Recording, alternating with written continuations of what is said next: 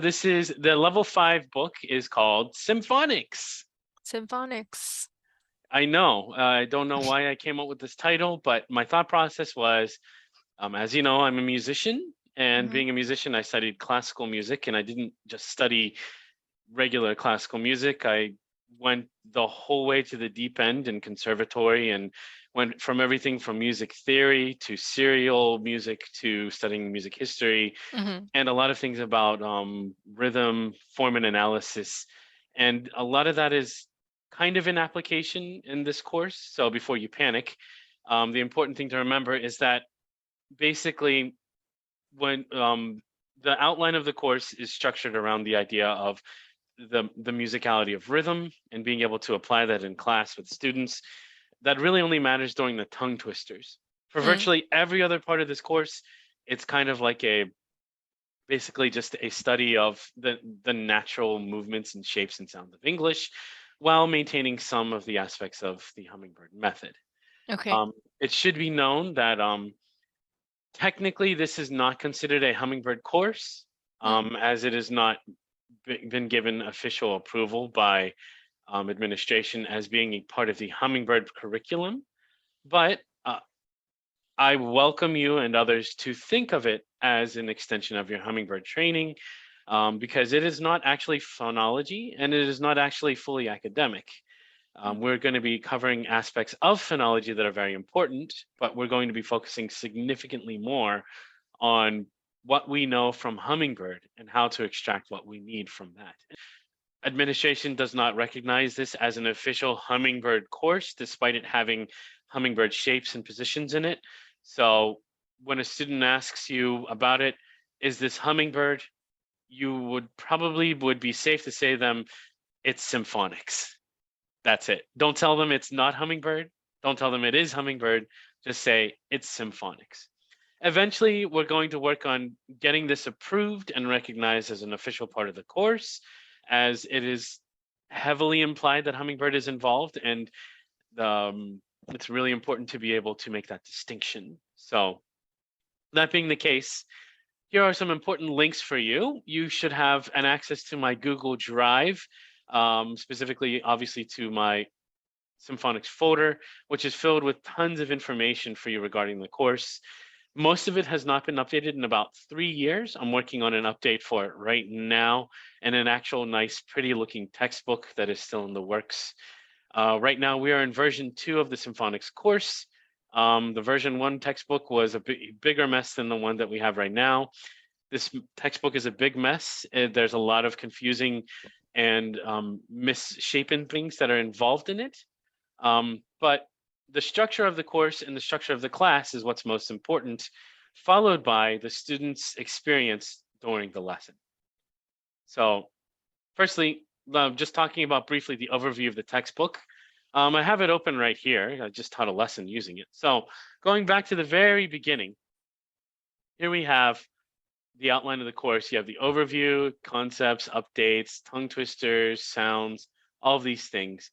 And as you can see, it's a pretty decent sized textbook. When you have a chance, feel free to read the overview and read about the advanced concepts. When I created this, I was in a stage where I was struggling with some concepts of hummingbird, and I was trying to explain some corrections that were necessary to lower levels in order to make this course more beneficial. So some of the tone and outlook of of this beginning portion might sound a little defensive, but do realize that this is part of a growing pain for hummingbird overall that will have long-term benefits. Here is an old version of the vowel chart. There's the new version. This version is derelict now. It should not count any longer. And but feel free to look at it and peruse to see just how we've sort of evolved and made the shapes more obvious. We're also going to be working with the vowel chart quite a bit during our classes, during our training. And in your classes, hopefully you will, when you run into issues with students at this level, at this degree of capability for them, you're going to want to make sure everything is as American as humanly possible. You're going to be pushing your abilities to the limits along with them. So getting used to being able to do that will involve using this vowel chart. Here as well are some changes in the mouth positions, which are all old because they're 3 years old now. So many of them are wrong. Even these changes, many of these are wrong. Like I said, I'm working on version 3, fixing these. So when students come in and they're like, but sensei, why? But sensei, why? Then just explain to them the textbook is currently undergoing changes and we will be soon meeting the correct standards.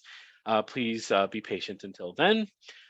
If you need any references, feel free to use your original Hummingbird textbook to clarify things because specifically the IPA are almost the same between the two books now. So next, we're going to talk about tongue twisters mostly today. There are 52 tongue twisters in this book. And as you can see, some of them don't look like tongue twisters. Some of them definitely do look like tongue twisters. Some of them are hilarious to read. And some of them are like, what were you thinking? Ultimately, this is going to be the bread and butter of your teaching. You are going to be doing at least one tongue twister every single class with students. So we're going to take a look at a couple of these in a little bit. I just want to continue going through the rest of the book. Next, we have phonology exercises. We have intonation exercises, where we're going to talk about intonation, specifically types of intonation. When I created this book, I was studying intonation, and some things that I thought I understood then, I didn't. So I fixed them. So in this textbook, there are obviously things that you're going to be like, Amit, what were you thinking? Feel free, as we can go through this material, to take your own notes and share them with me. And these are things that we will add to the course because it's technically still in development moving forward.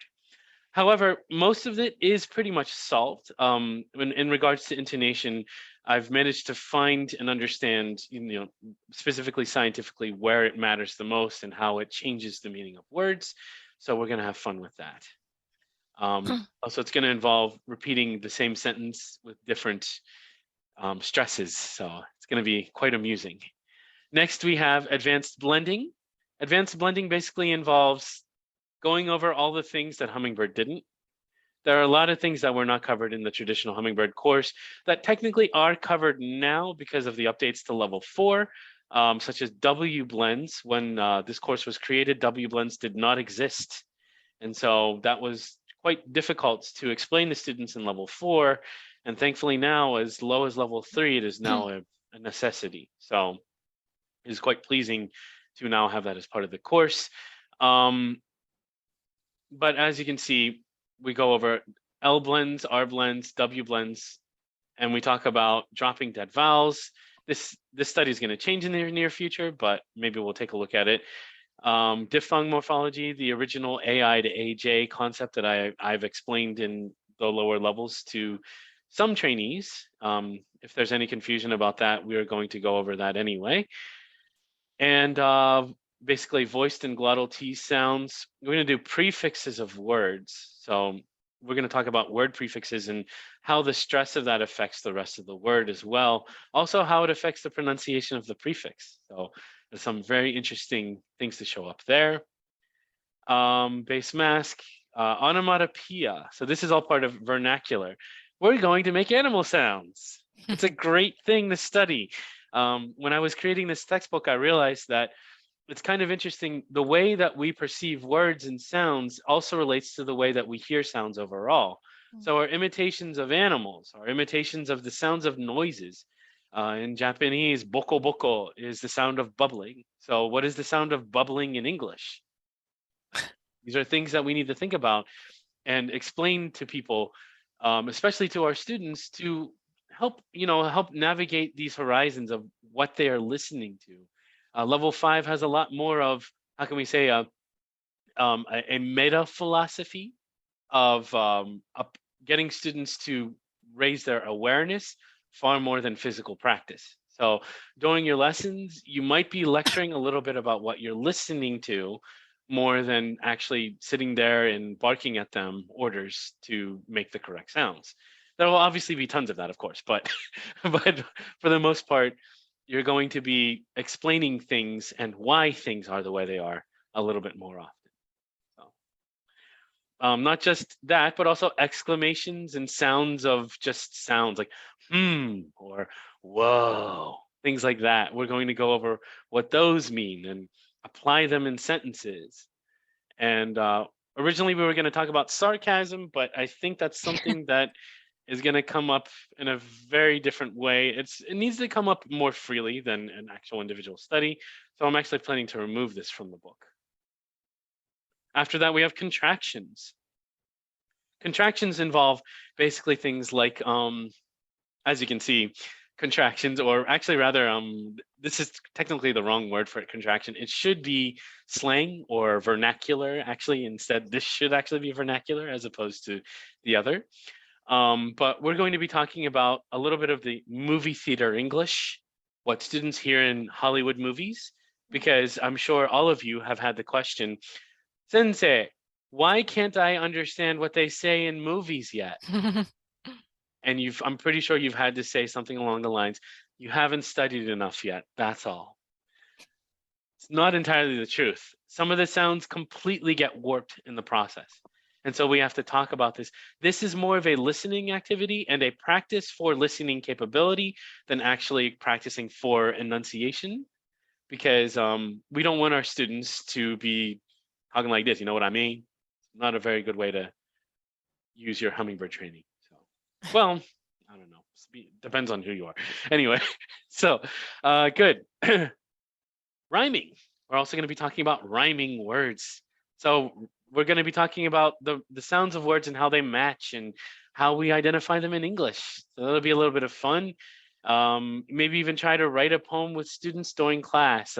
It really depends on their capability. I've done this, at least 100 times now, and students absolutely love these rhyming lessons. It really opens their horizons on haiku, for example, writing about reading haiku together and trying to understand how English perceive the haiku sounds. After that, we're going to do more poems. I was so impressed with the original Emily Dickinson poem being used in the Hummingbird course before that I thought it was kind of important that we continue studying more poetry. So I included a ton of, well, basically public domain poems by famous American poets, and included the Beat the Consonant IPA. It looks horrendous this way, but I promise it'll be pretty someday, right next to it. And finally, after that, we have speeches. We have English Advantage book speeches, which involve basically the student reading through the speech, and then maybe if there's time doing a challenge, or maybe just doing the challenge. We're going to talk about that later. And then also at the end, we have famous speeches, which are going to involve things like John F. Kennedy's inauguration address, the decision to go to the moon speech, an opportunity for our students to do some really, really long passages. So, and of course, we have tests, which is something that I'm going to address at the very end of the course. I'm planning to essentially get rid of these, but I had a plan in place with these, which we're going to cover briefly at some point when we get more deeply into what we're trying to teach at this level. But essentially, we need to, what we're trying to do is get our students to associate Hummingbird without actually reading the textbook. We want them to spend more time actually practicing and working on, what they perceive on their face, or what they can see in a mirror, or what they can hear coming out of their mouth or your mouth, much less than looking into a text and reading and burying their faces in there. That's one of the most important things about this course, is getting out of the textbook as well.